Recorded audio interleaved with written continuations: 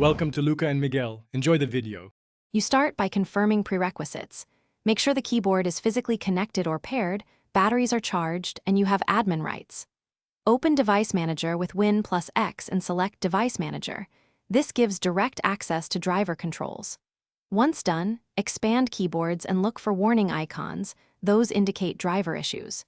If you see one, right-click the device to view properties and error codes so you know what to fix next. Make sure to keep a spare mouse or touchscreen ready for navigation.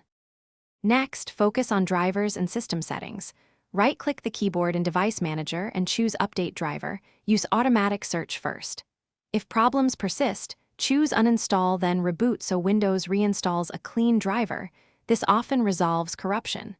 Meanwhile, open Settings to verify keyboard layout and disable filter keys if enabled.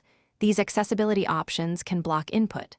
Once done, run the built-in keyboard troubleshooter under Troubleshoot to detect conflicts and to finish, verify functionality. Use the on-screen keyboard and try another USB port or Bluetooth device. This isolates hardware from OS issues. If problems continue, boot into safe mode to check whether background apps or drivers cause the error. Once isolated, roll back the recent Windows update or use system restore to a point when the keyboard worked. If nothing fixes it, one key troubleshooting tip. Test the keyboard on another computer.